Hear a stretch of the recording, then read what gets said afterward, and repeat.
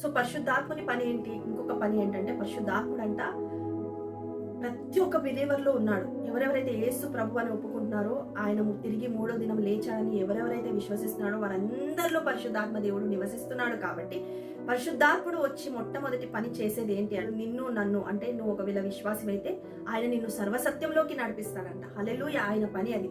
పరిశుద్ధాత్ముడు రావడం ద్వారా మనము ఆయనతో, అంటే పరిశుద్ధాత్ముని ద్వారా దేవునితో కనెక్ట్ అయి ఉంటామంట. మనం హల్లెలూయా! మనకు దేవునికి కనెక్షన్ ఏర్పడిందంట. ఆ కనెక్షన్ ఎవరు అనంటే పరిశుద్ధాత్మ దేవుడు. హల్లెలూయా! ఈజ్ ఏ కనెక్టర్ అనమాట. మనకు దేవునికి ఆయన మధ్యవర్తి. సో ఆయన మన కనెక్షన్ అనమాట. పరిశుద్ధాత్మ దేవుని ద్వారానే మనకు దేవుని విషయాలు మనం తెలుసుకోగలం. హల్లెలూయా!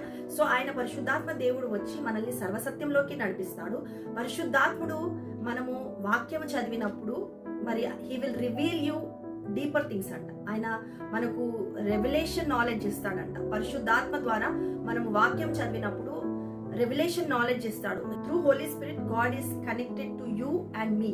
జీవితాంతము మనకు తోడుగా ఉండడానికి పరిశుద్ధాత్మ దేవుడిని మనకు దేవుడు ఇచ్చాడు. పరిశుద్ధాత్మ దేవుడు లేడు నీ జీవితంలో, నీలో లేడు అంటే నీకు దేవునికి కనెక్షన్ లేనట్టే.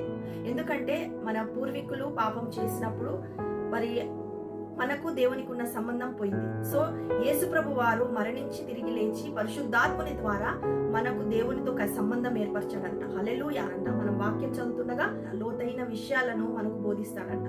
సో లోతైన మర్మాలు మనం తెలుసుకోవాలి. వాక్యం చదువుతుండగా దేవుని విషయాలు, లోతైన విషయాలు మనం తెలుసుకోవాలంటే పరిశుద్ధాత్ముడు లేకుండా మనం తెలుసుకోలేము. సో మన జీవితంలో మనం దేవుని చిత్తాన్ని నెరవేర్చాలన్నా, మనం జీవితంలో దేవుని ఆజ్ఞలను పాటించాలన్నా, మనం ఆయన చిత్తాన్ని నెరవేర్చాలన్నా, మన జీవితంలో నుంచి దేవునికి సంబంధించినవి ఏవేవైతే కావో అవన్నీ మన జీవితంలో నుంచి తొలగిపోవాలన్నా మనకు పరిశుద్ధాత్మ దేవుని సహాయము, శక్తి మనకు అవసరమై ఉన్నది. కాబట్టి మరి దేవుని నుంచి మనం నిజముగా ఈరోజు నువ్వు సహోదరి సహోదరుడా, ఒకవేళ నిజంగా ఈరోజు నువ్వు యేసు ప్రభువాన్ని తెలుసుకోలేదేమో, యేసు ప్రభువాన్ని ఇంకా నీవు నీ యొక్క సొంత రక్షకునిగా అంగీకరించలేదేమో, మరి నువ్వు ఈరోజు క్రైస్తవునివై ఉండొచ్చు, క్రైస్తవ కుటుంబంలో పుట్టి ఉండొచ్చు, ఈరోజు నా వాక్యం మీరు వింటున్నారేమో, క్రైస్తవ కుటుంబంలోనే ఉండి ఇంకా నువ్వు యేసు ప్రభు వారిని నీ సొంత రక్షకునిగా అంగీకరించలేదేమో. మరి యేసు ప్రభు వారు నీ కొరకు చేసిన శిల్వ యాగాన్ని నువ్వు అంగీకరించి ఆయన నీ కొరకు చెల్లించిన వెల, అంటే నీ పాపముల విషయమై ఆయన వెల చెల్లించాడు సిల్వలో, నీ పాపముల విషయమై ఆయన మరణించాడు, నీ రోగముల విషయమై ఆయన మరణించాడు, నీ యొక్క వ్యసనాల కొరకు ఆయన మరణించాడు. సో ఆయన దెబ్బలు తిన్నాడు, ఆయన రక్తము కార్చారు నీ పాపం విషయమే. కాబట్టి ఈ రోజు నువ్వు నిజముగా నీ యొక్క పాపముల విషయమై పశ్చాత్తాపపడి మరి యేసుక్రీస్తుని నీ సొంత రక్షకునిగా అంగీకరించినట్లయితే మరి ఈ రోజే మరి తండ్రి అయిన దేవుడు నీకు ఆ యొక్క ప్రశస్తమైన వాగ్దానము నీ మీదికి పంపిస్తాడంట, నీకు అనుగ్రహిస్తాడంట. ఆయన పేరే ఆదరణకర్త, పరిశుద్ధాత్మ దేవుడు. ఆయన ఆదరణకర్త, ఆయన సర్వసత్యంలోకి నడిపిస్తాడు. నీకున్న సమస్యల నుండి విడిపించే సామర్థ్యం పరిశుద్ధాత్మ దేవునికి ఉన్నది.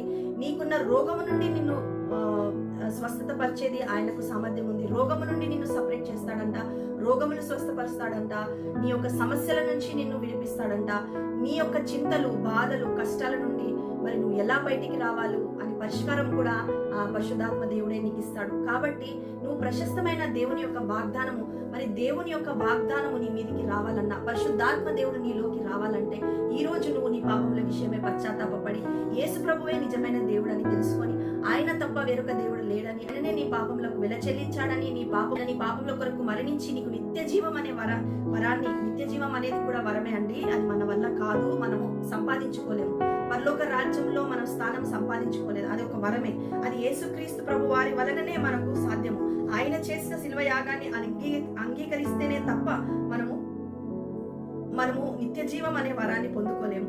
కాబట్టి నువ్వు యేసు ప్రభు వారిని నిజముగా ఈరోజు సొంత రక్షకునిగా అంగీకరించి ఆయనని నీ జీవితంలో ఆహ్వానిస్తే మరి పరిశుద్ధాత్మ దేవుడు నీకు అనుగ్రహింపబడతాడు. ఆయన నిన్ను సర్వసత్యంలోకి నడిపిస్తాడు. మరి మరణించిన తర్వాత మరి నిత్య రాజ్యంలోకి ప్రవేశించడమే కాదు, కానీ ఈ భూలోకంలో ఉన్నప్పుడే నువ్వు పరలోక రాజ్యం అనుభవించడం ఆరంభిస్తావు. ఈ లోకంలోనే నీ యొక్క వ్యాధుల నుండి, నీ యొక్క సమస్యల నుండి నువ్వు విడిపింపబడతావు సహోదరి సహోదరుడా. కాబట్టి ఈ రోజు నేను చెప్పిన ఈ శుభవార్త మరి మీ అందరికీ మరి ఆశీర్వాదకరంగా ఉంటుందని, ప్రతి శాపము నుండి, ప్రతి బాధ నుండి, పాపము నుండి మీరందరూ యేసుక్రీస్తు నామమున విడిపింపబడాలని కోరుకుంటూ నజరేయుడైన యేసుక్రీస్తు నామమున ప్రార్థిస్తూ ముగిస్తున్నానండి. Thank you so much. God bless you all.